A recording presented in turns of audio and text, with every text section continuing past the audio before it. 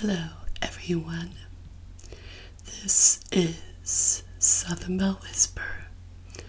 I hope you all are doing well today and that you are having a very blessed Sunday. The only downside to this video, I think, is this truck next door. This guy can't decide whether he wants to come or go. And that motor, you guys, oh my gosh. It's okay. But I'm wearing my new dress for you guys today. I couldn't go to church today. And I'm really sad about it. But I'm still a little bit under the weather. And I have to open Goodwill tomorrow. So I couldn't go today. And I was very disappointed. But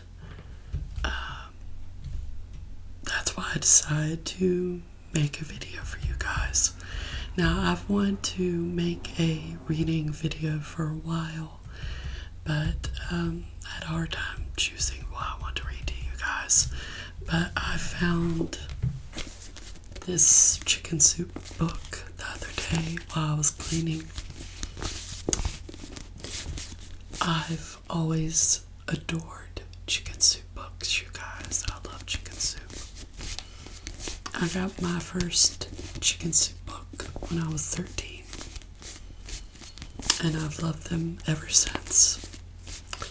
And I was reading some of the stories in this book, and some of the stories are actually really cute and got me a little misty-eyed.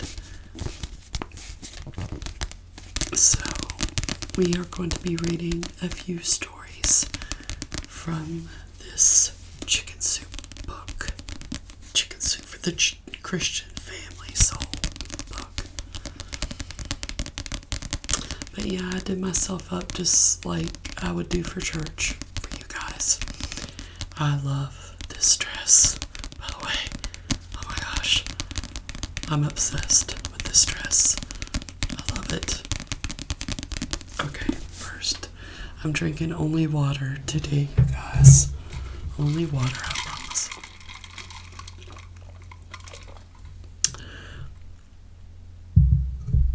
Okay, so the first story I want to share with you guys was actually the first one that I read.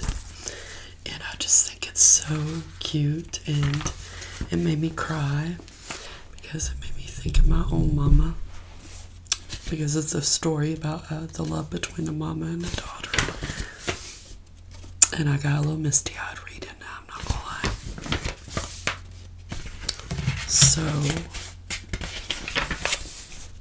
it was on the On Love, category. I guess you would call it category. I never knew how to worship until I knew how to love. Ain't that the truth? Okay, the first story is Mom's Last Laugh. I'm going to try to bring you a little bit closer so we can drown out that truck noise. It's really getting on my nerves. Okay. Consumed by my loss, I didn't notice the hardness of the pew where I sat. I was at the funeral of my dearest friend, my mother. She finally had lost her long battle with cancer. The hurt was so intense, I found it hard to breathe at times. Always supportive, Mother clapped loudest at my school plays, held a box of tissues while listening to my first heartbreak, comforted me when my father died, encouraged me in college, and prayed for me my entire life.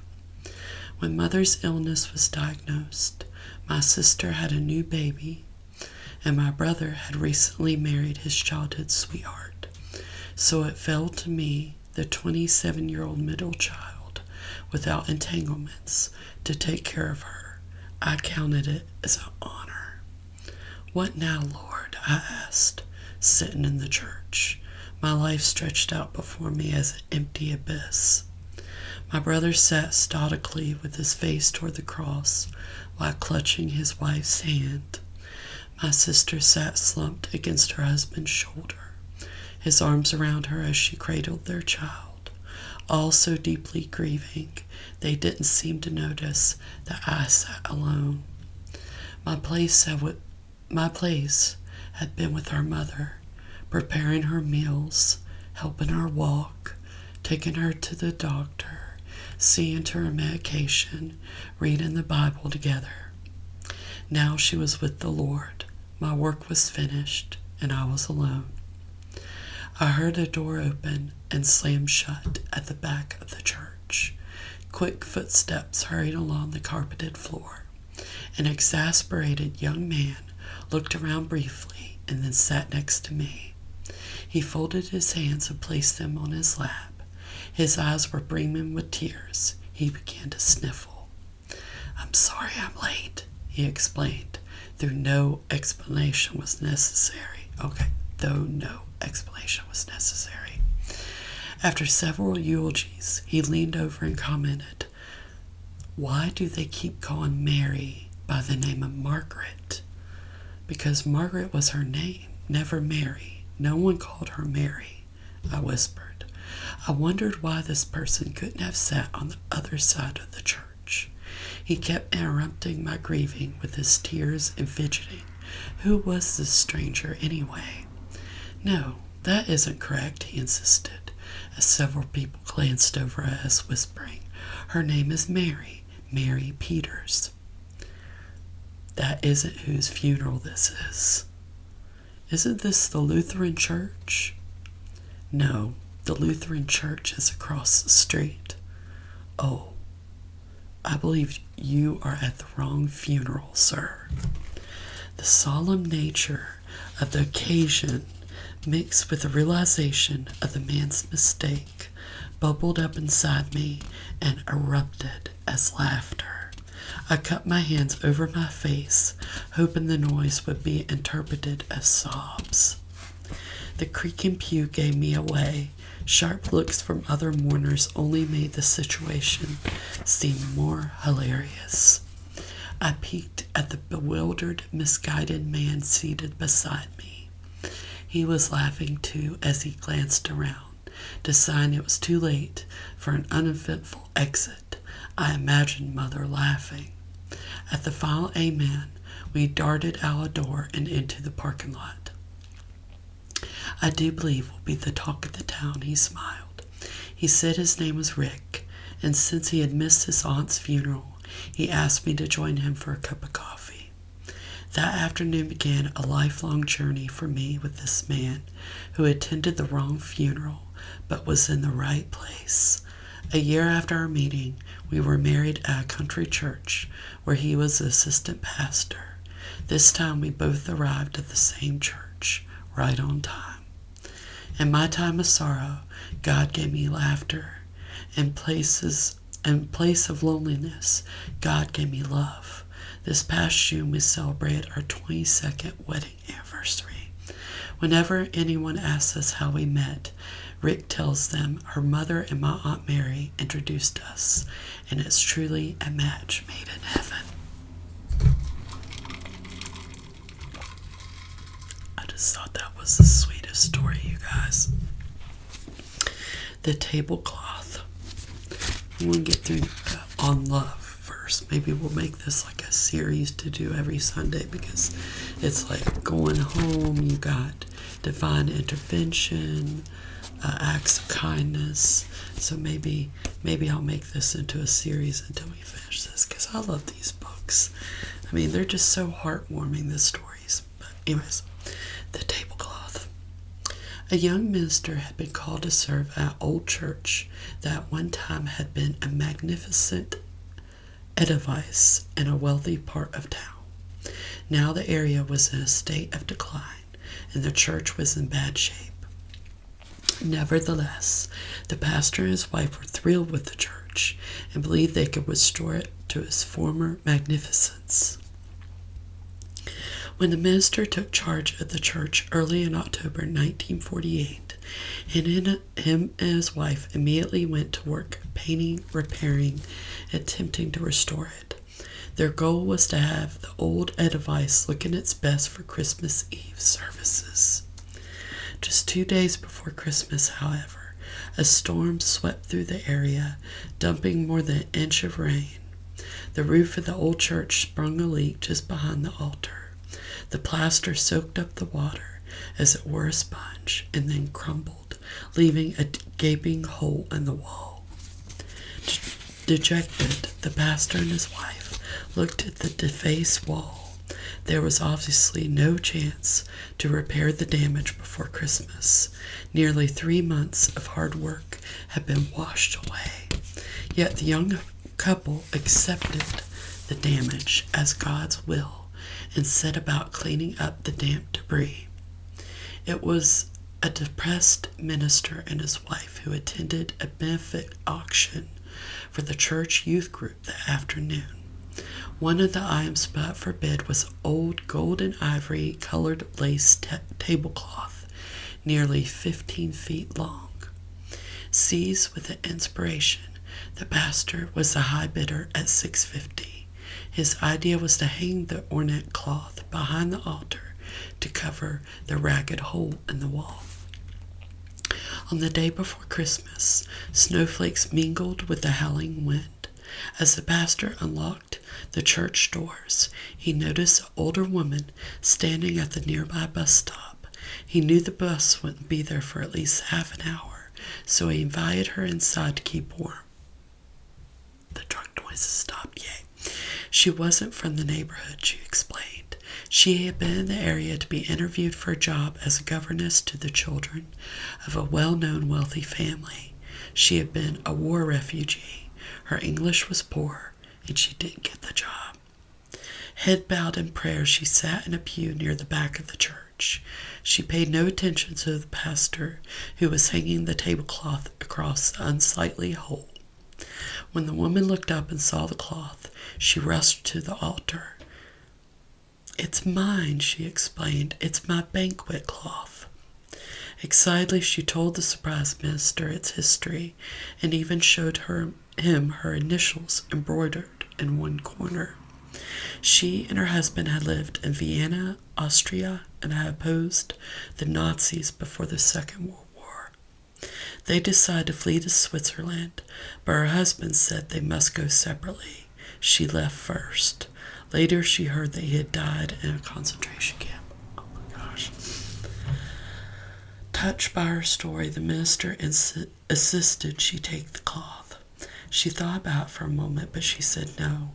She didn't need it any longer, and it did look pretty hanging behind the altar. Then she said goodbye and left. In the candlelight of the Christmas Eve services, the tablecloth looked even more magnificent. The white lace seemed dazzling in the flickering light of the candles, and the golden threads woven through it were like the brilliant rays of a new dawn. As members of the congregation left the church, they complimented the pastor on the services and on how beautiful the church looked. One older gentleman lingered, admiring the tablecloth, and as he was leaving, he said to the minister, "It's strange.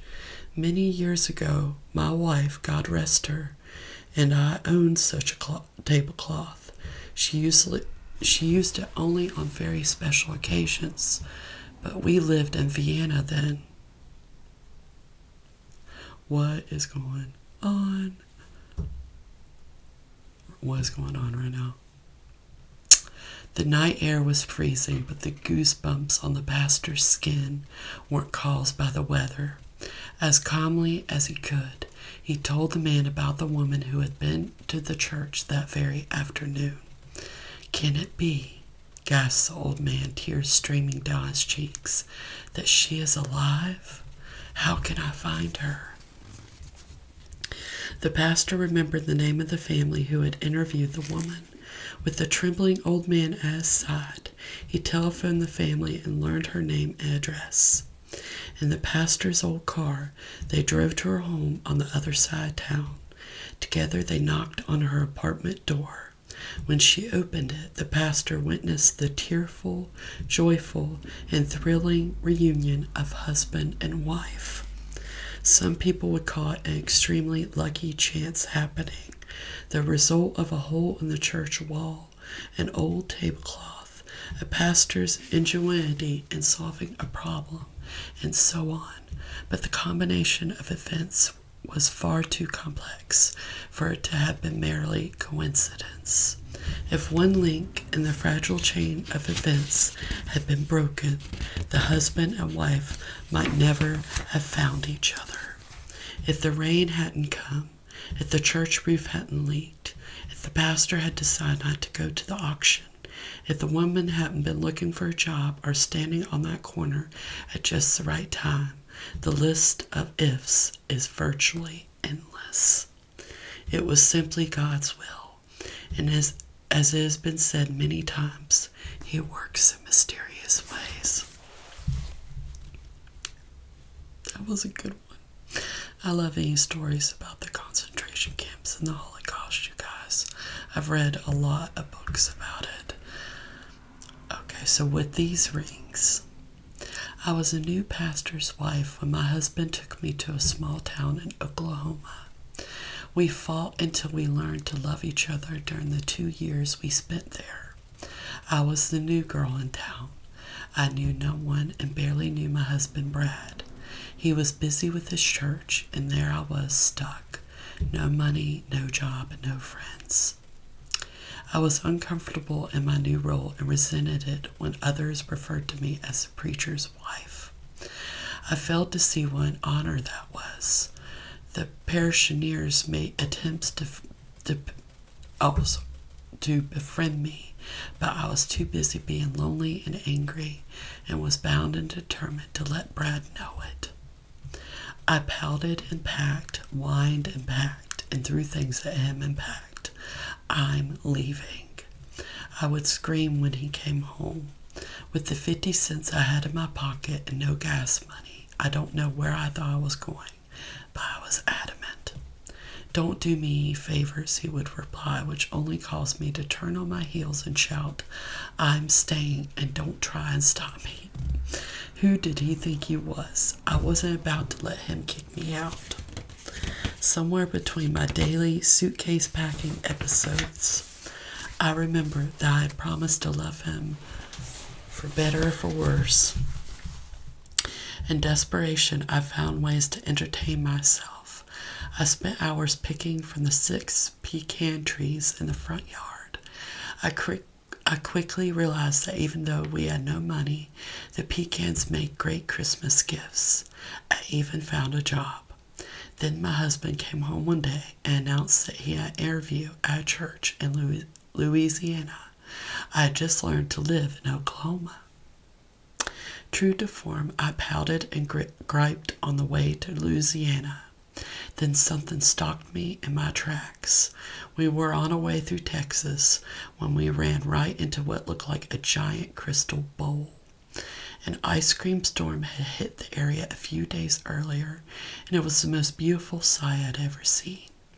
And there I was, gnawing on my husband. Somewhere between Denton and Sulphur, I had taken off my wedding rings and tucked them into the folds of my skirt so that I could apply some hand cream. The ice we were skidding on distracted me just enough that I forgot to put my rings back on. 3 hours after I looked down and realized that I had lost my rings out on the highway when I had stepped out of the car to take a picture of a horse and buggy driving by. But which highway? Everything looks the same in an ice storm. Got ice cream on the brain. Especially when you are in country unfamiliar. I'll buy you another ring, my husband said. I know he meant well, but the ring was a family heirloom. That ring can't be replaced, I cried. Honey, we don't even know where to begin looking, he said. No, we're not going back, he insisted, as he turned the car around and headed back to look for the rings. It was hours before we found a location that seemed familiar. Occasionally, some well-meaning person would pull his car over to the side of the road, roll down his window, and yell, Hey, buddy, what'd you lose? At one point, there must have been 10 cars stopped on the side of the road, all abandoned by the occupants who had joined in the search. But when the sun going down, it was obvious that our chances of finding the rings were slim. I was crushed. "Face it, honey, they're gone," Brad said. "I know you're upset. I promise to try and find a suitable replacement." I knew he was right. The walk in the cold that day had given me time to think about the day's events. I played the scene over and over in my mind, and what I saw was not a pretty sight. I had ran and raved, nagged and wailed, and acted like a spoiled brat. Excuse me. I took a good long look at my husband pacing back and forth in the freezing cold. He had driven 3 hours back to the desolate area in the middle of a treacherous ice storm without one thought for himself, attempting to find something that was important to me. The rings might be gone, but there could never be a suitable replacement for my husband. Suddenly the rings seemed so unimportant. I resolved right then and there to stop thinking only of myself. It was at that very moment that I opened the car door and began to step inside. Something on the floor caught my eye. My rings. I grabbed them and waved them in the air. Brad rushed to my side and put them back on my finger. "This is where these rings belong," he whispered. I looked into his eyes and knew that I had found what I was looking for. It wasn't my rings that were lost that day.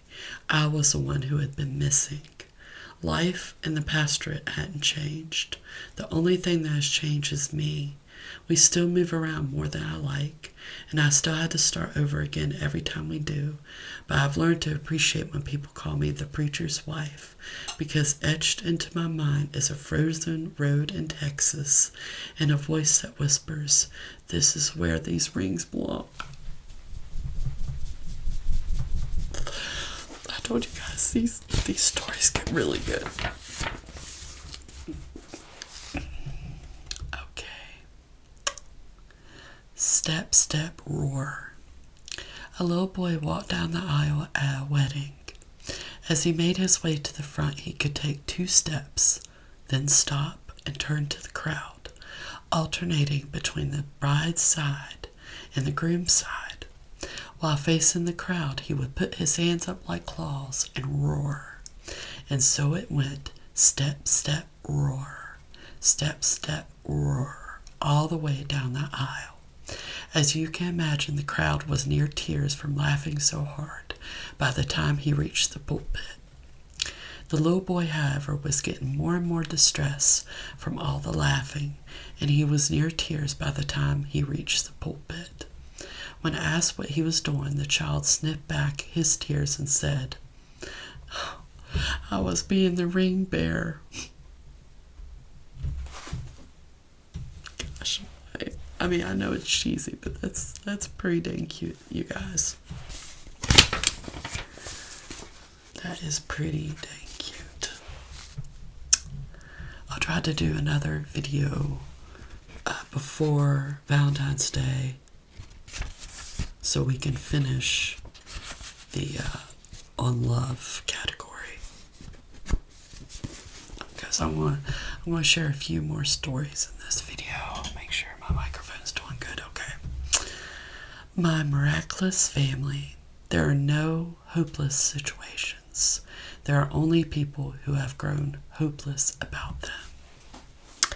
I never consider myself unique, but people are constantly telling me I'm a miracle.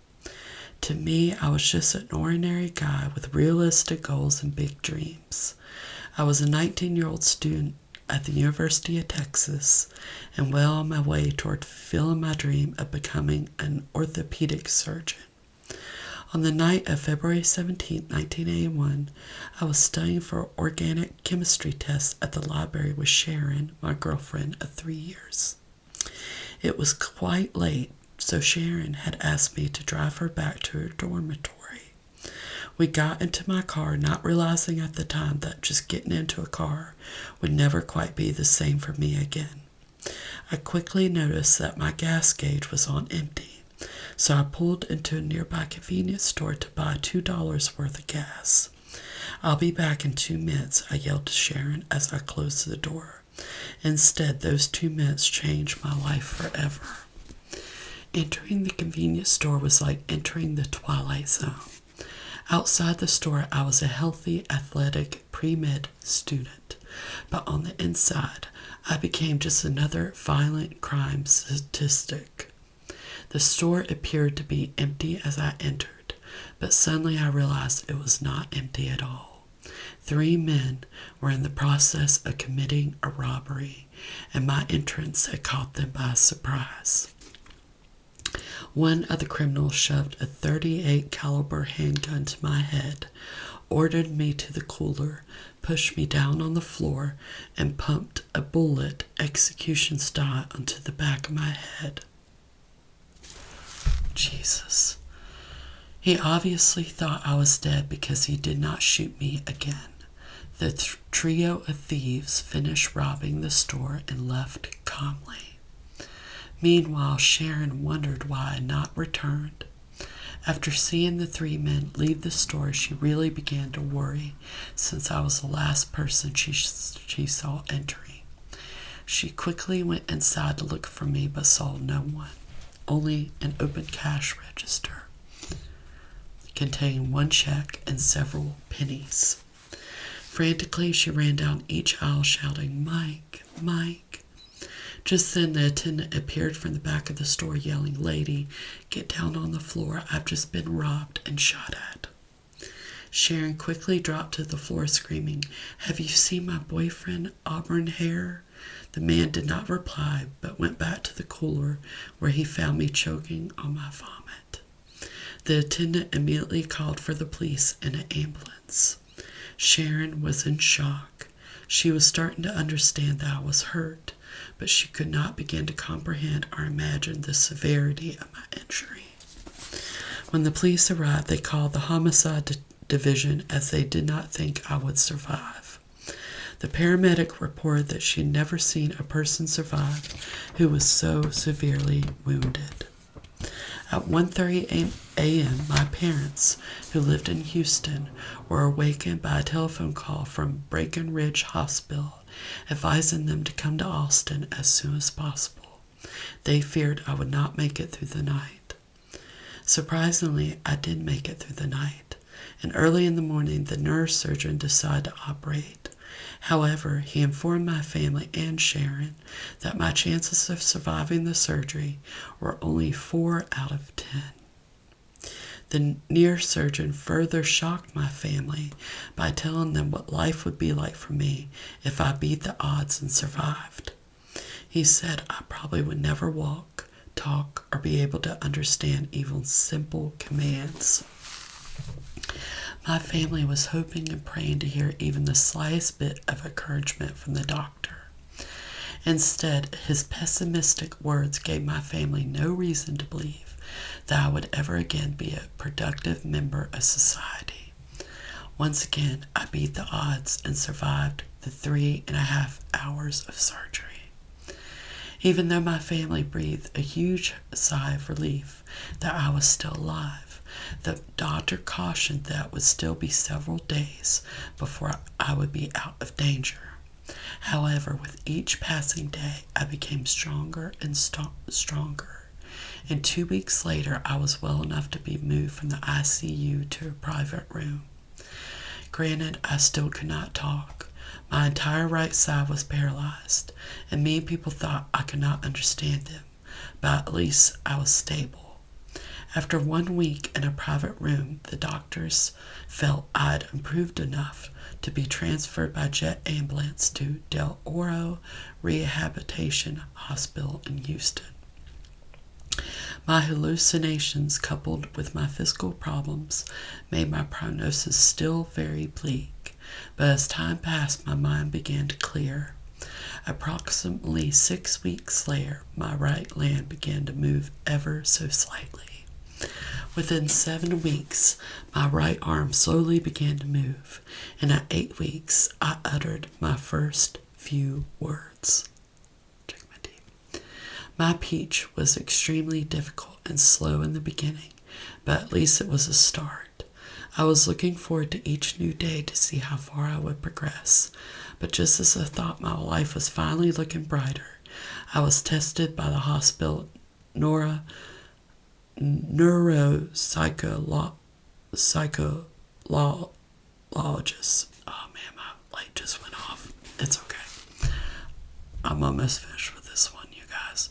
She explained that, judging from my test results, she believed that I should not return to college but should set more realistic goals. Upon hearing her evaluation, I became furious. I thought, who is she to tell me that I cannot, what I can or cannot do? She does not even know me. I am a very determined and stubborn person.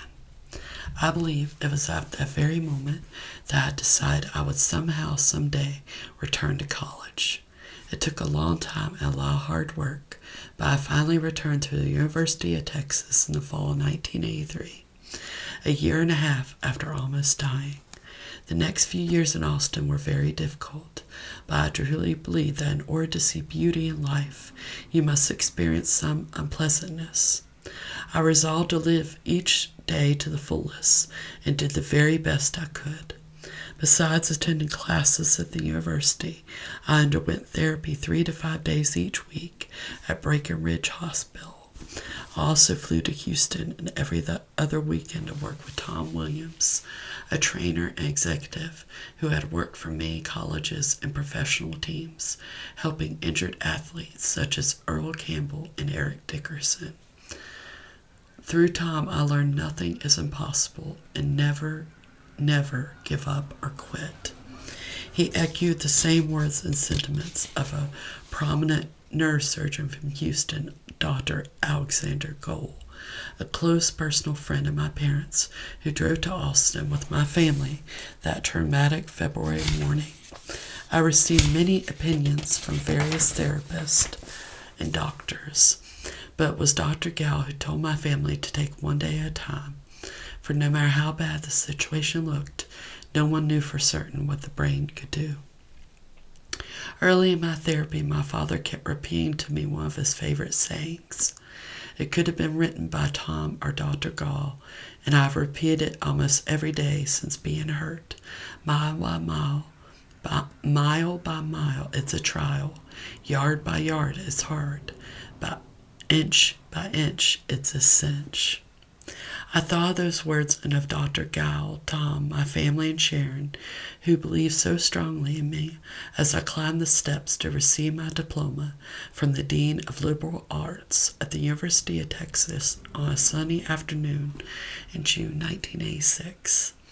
Excitement and pride filled my heart as I heard the dean announce that I graduated with highest honors, was elected to Phi Beta Kappa, and had been chosen as one of 12 dean's distinguished graduates out of 1,600 students in the College of Liberal Arts. The overwhelming emotions and feelings that I experienced that day, when most of the audience gave me a standing ovation, would never again be matched in my life, not even when I graduated with a master's degree in social work, and not even when I became employed full-time at the Texas Pain and Stress Center, but I was wrong. On May 24, 1987, I realized that nothing could ever match the joy I felt as Sharon and I were married. Sharon, my high school sweetheart of 9 years, had always stood by me through good times and bad. To me, Sharon is my miracle, my diamond in a world filled with problems, hurt, and pain. Sharon dropped out of school when I was hurt so that she could constantly be at my side. She never wavered or gave up on me. Her faith and love pulled me through so many dark days. While other 19-year-old girls were going to parties and enjoying life, Sharon devoted her life to my recovery. That, to me, is the true definition of love. After our beautiful wedding, I continued working part-time at the Pain Center and completed my work for a master's degree, while Sharon worked as a speech pathologist at a local hospital. We were extremely happy, but even more so when we learned Sharon was pregnant. On July 11, 1990, at 12:15 a.m., Sharon woke me with the news. We need to go to the hospital. My water just broke. I couldn't help but think how ironic it was that my life almost ended in a convenience store and now on the date 7-Eleven. I didn't even realize that. We were about to bring a new life into this world. This time it was my time to help Sharon as she helped me over those past years. Sharon was having contractions about every 2 minutes, and each time she needed to have her lower back massaged. Since she was in labor for 15 hours, that meant 450 massages. It was well worth every bit of pain in my fingers, because at 3:10 p.m., Sharon and I experienced the birth of our beautiful daughter, Sean Elise Segal. Sean, I like that. It's spelled Shawn. Tears of joy and happiness came to my eyes as our healthy, alert, wonderful daughter entered this world. We anxiously counted her 10 fingers and her 10 toes and watched her wide eyes take in the world about her. It was truly a beautiful picture that will be etched in my mind forever as she lay in her mother's waiting arms just minutes after her birth. At that moment, I thank God for blessing us with the greatest miracle of all. Anyways, you guys, I promise next time I will make sure that light is charged all the way. But thank God I had that lamp on, right? But anyways, you guys, I hope you guys enjoyed this video. You guys have fun with the Super Bowl. I am also going to be watching the Super Bowl. I'm rooting for the Eagles. I can't stand the Chiefs. I'm sorry if you're a Chiefs fan, but I cannot stand them. If I have to see one more State Farm commercial with Travis Kelce's mother and brother and Travis Kelce and Taylor Swift, I swear I'll vomit. I swear if they win tonight, I swear. But anyways, you guys, I love you guys, and